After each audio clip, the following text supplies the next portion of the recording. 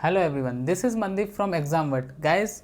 आज की वीडियो में हम बात करने वाले हैं कि जेएनयू के एंट्रेंस के बाद जो हमारे रिजल्ट्स आते हैं उसमें हमें एक्स्ट्रा मार्क्स कैसे मिलते हैं, उनके आगे क्या फ़ायदे मिलते हैं हमें, चाहे हॉस्टल्स की बात करें या फिर आगे जो भी हमारे एकेडमिक्स हैं उनकी बात करें। तो लेकिन वीडियो स्टार्ट करें उससे पहले हमारे चैनल को सब्सक्राइब जरूर करें ताकि आपको न्यू अपडेट्स मिलते रहें।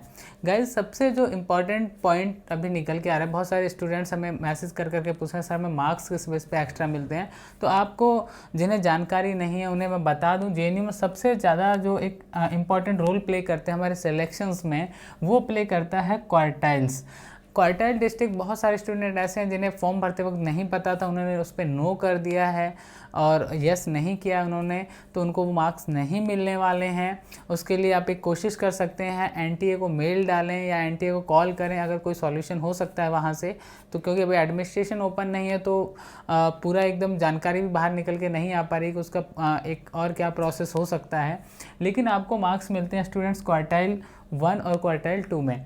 क्वार्टाइल 1 में आपको 6 मार्क्स मिलते हैं, लेकिन मैं ये बताऊँ कि 6 मार्क्स कब मिलते हैं। सपोज दैट आपके पास फ्रेंच लैंग्वेज था या आप एमए हिंदी में अप्लाई किया आपने, आप क्वार्टाइल डिस्ट्रिक्ट से आते हैं और क्वार्टाइल डिस्ट्रिक्ट से आने के बावजूद भी आपने कट ऑफ गया मान लो 76 और आपके पूरे 76 या 7 मार्क्स आ रहे हैं और आपने कट ऑफ ईजिली क्लियर कर लिया, तो आपके ये मार्क्स ऐड नहीं होते हैं। इस कंडीशन में आपके मार्क्स ऐड नहीं होंगे क्योंकि आप ऑलरेडी सिलेक्टेड हो चुके हैं।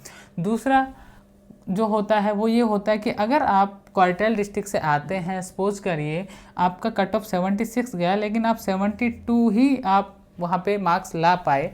अब क्या होगा कि आपको, अगर आप क्वार्टाइल 1 में आते हैं तो 6 मार्क्स दिए जा सकते हैं मैक्सिमम, ये मैक्सिमम होता है। और अगर आप क्वार्टाइल 2 में आते हैं तो आपको मैक्सिमम 4 नंबर दिए जा सकते हैं, 4 मार्क्स आपको दिए जा सकते हैं। तो इसका मतलब इस कंडीशन में भी आप सिलेक्टेड हैं जेएनयू में, तो ये एक एडवांटेज है, सबसे बड़ा एडवांटेज है क्वार्टाइल डिस्ट्रिक्ट्स का। ठीक है, आप पास नहीं हो रहे थे लेकिन आपको 6 या 4 देके पास कर दिया गया। लेकिन जो क्वार्टाइल से नहीं आते हैं, जो जेएनयू की नज़र में जो जिले पिछड़े हुए नहीं हैं, उनको कोई एक्स्ट्रा मार्क्स नहीं मिलता है। और इसका वो भी बता दूं कि मिलते किसको, इसका मतलब ये नहीं कि आपको 6 और 4 तब मिलेंगे आप उस डिस्ट्रिक्ट से आते नहीं।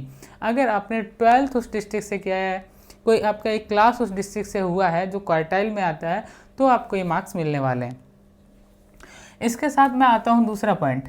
बहुत सारे स्टूडेंट्स के मन में ये चलता रहता है कि सर ये P1 और P2 का जो चक्कर है ये समझ में नहीं आता। P1 और P2 में क्या होता है कि जो जैसे किसी ने 12th है उसका गैप हो रखा है, 1 साल से ज़्यादा का गैप हो गया है, तो उसको प्रॉब्लम्स आती हैं। लेकिन अगर हम बात करें जैसे जिसने 2019 में 12th किया या 2020 में इस साल ही किया है, उसको क्या है कि 80% सीट्स पे एडमिशन दिए जाते हैं। टोटल 80% सीट्स हैं। अगर हम मान लें कि किसी भी सेक्शन में 100 सीट्स हैं तो उसके अंदर 80% जो सीट्स होती हैं वो होती हैं P1 वालों के लिए, और 20% जो बच गई वो होती हैं यहाँ पे P2 कैटेगरी, माने जिनका गैप ईयर ज़्यादा होता है, वो चाहे ग्रेजुएशन करके आ रहे हैं उनके लिए बात करें, कोई पोस्ट ग्रेजुएशन करके भी जेएनयू में बीए में एडमिशन लेते हैं उनके लिए भी होता है ये। ठीक है, ये स्पेशली बीए के लिए होता है।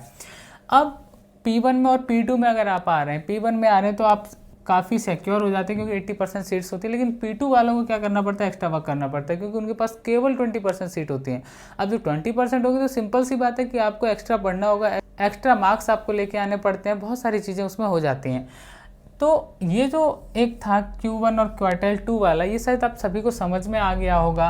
साथ ही साथ एक जो इम्पोर्टेंट है वो है गर्ल्स वाला, कि गर्ल्स को वहाँ पे एक्स्ट्रा मार्क्स दिए जाते हैं, या तो 3 मार्क्स दिए जाते हैं, 5 मार्क्स दिए जाते हैं। ठीक है, 3 और 5 मोस्टली यहाँ पे प्रायोरिटी दी जाती है तो सिंगल गर्ल चाइल्ड है अपने पेरेंट्स की।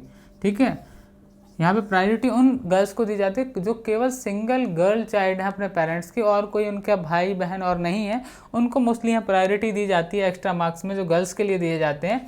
अब होता क्या है कि बहुत सारों के मन में एक और चल रहा होगा कि सर ठीक है अभी रिजल्ट्स आने वाले हैं, जेएनयू में एडमिशन्स हो जाएंगे, फिर हमें हॉस्टल के लिए परेशान होना पड़ेगा।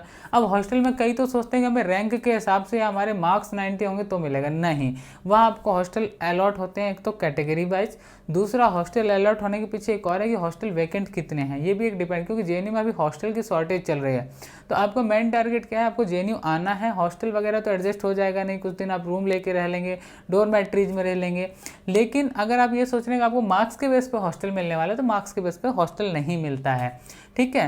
लेकिन वो एक बहुत बड़ा इशू नहीं है। तो ये जो Q1 हो गया, P1 हो गया, P2 हो गया, इसका आप देख लीजिए अपना, क्योंकि अभी रिजल्ट्स नहीं आए हैं। वैसे तो रिजल्ट्स का सभी इंतजार कर रहे हैं, आंसर की आने वाली है। लास्ट वीडियो मैंने आपको बताया था कि जो हमारे आंसर शीट्स हैं वो 15 से पहले पहले आ जानी चाहिए और रिजल्ट्स 20 तक आ जानी चाहिए। हम एक्सपेक्ट कर रहे हैं कि यहाँ तक आ जाना चाहिए, ठीक है।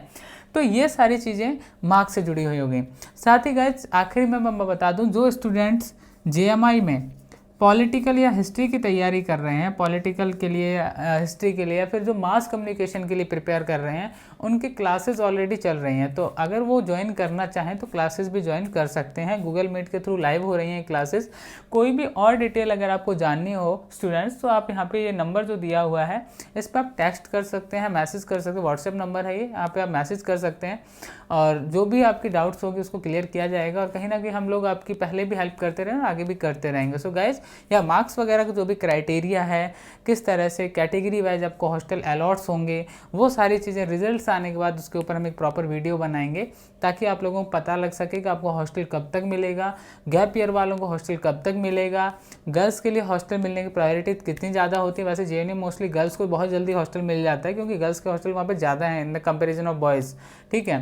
तो एक वो भी बहुत बड़ा एडवांटेज हो जाता है। और कहीं ना कहीं हॉस्टल वाला मैं फिर कहूँ कि ज़्यादा बड़ी प्रॉब्लम नहीं है। मेन चीज़ ये कि आप इन मार्क्स को कैसे, आपने, क्योंकि कईयों ने नो कर रखा है, उनको प्रॉब्लम होने वाला है। उन्होंने ऑलरेडी क्वार्टाइल से 12वीं कर रखा है, लेकिन उन्होंने यहाँ पे फॉर्म में नो कर दिया, तो उनको बहुत बड़ा प्रॉब्लम, क्योंकि आप जानते हैं कि 6 मार्क्स हो या 4 मार्क्स हो, एग्जाम में एक एक मार्क्स बहुत इंपॉर्टेंट होता है हमारे लिए। लेकिन अगर हम नो करके बैठे तो हम 6 या 4 से हाथ धो रहे हैं, तो वो एक प्रॉब्लम है, ठीक है। कोशिश करो आप NTA को मेल डालने का, या मैंने जैसा बताया आपको कॉल करने का। बाकी और भी कोई प्रॉब्लम है तो मैं फिर बता दूं, इस नंबर पर व्हाट्सएप कर लीजिए। Again all the best to all of you.